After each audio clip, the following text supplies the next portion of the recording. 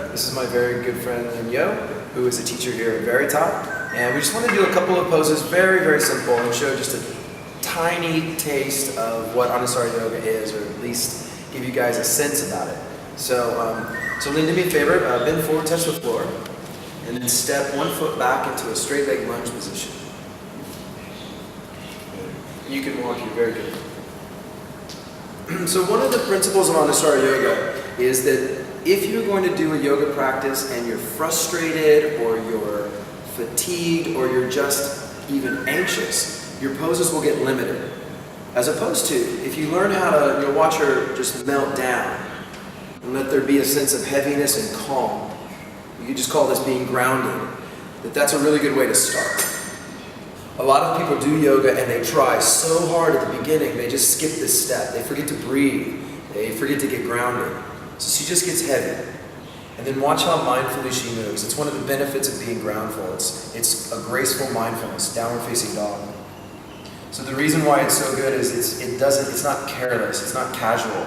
So there's that openness, there's groundedness, and then watch this. Lift your throat a little bit so you're not overly dropped here.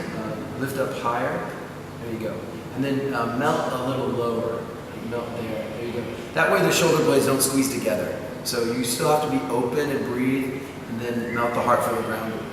Now then the second big thing with Anusara yoga is we do the poses really strong. So what you do is she's going to pull up from her hands, and you're not going to be able to see this very much, but you'll feel it when you do the yoga. You pull your arm muscles up without squeezing the shoulder blades together. You've got to stay spacious. You get stronger.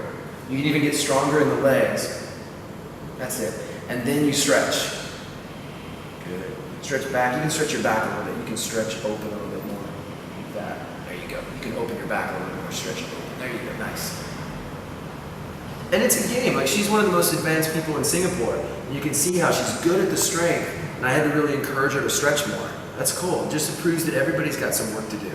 You keep the strength when you stretch. And she's working really hard right now. Good. And then walk forward mindfully and come all the way up to standing once from Uttanasana. Strong legs. Inhale, come all the way up. Very good. Nicely done. So first you have to be grounded and spacious. That's like, we call that first principle. Second, you have to make sure that your body is strong, because if you're floppy, that will eventually lead to injury. And then the second thing is you do stretch. Like, yoga is stretching at the end. We just put it last. That's the crucial point. We do the other stuff first, and we stretch at the end, and we make sure we keep doing all the things we established first. So here's a fun little pose. Touch the floor. And so you're looking for three things, basically. Grounded, strong, and just like total freedom. Just stretch. And you'll notice, everybody, that I give her time, because the bottom line is, if you go too fast, it's not wrong, but if you go too fast, you decrease the chance that you're going to be able to do all three things. It's just the way human beings are. It takes time. So be patient, just melt the heart, get grounded. You can lean forward a little too. Grounded in the hands. Go ahead and lift one leg. The asymmetry here often makes people forget about the groundedness, because this is harder biomechanically to be on one foot. So again, you just keep it really simple. You just get grounded in the hands, the arms are straight. The arms are strong, that's step two. And then she squeezes the legs too, and I support her. She just goes up. And this is a handstand. Now watch this, everybody. I'm going to let her join the legs together. Melt the heart, that's grounded. Squeeze the arms. Now stretch up fully. Now do the stretch. Stretch up. Through your heels. There you go. Point your toes even a little bit. Go for it. Stretch. Stretch your arms straight. Yeah, good. And then come down. Stretch down. Stretch down. Strong, strong, strong, strong. You still do all three all the way down. Oh my gosh. Yeah. Nicely done. You can come on up.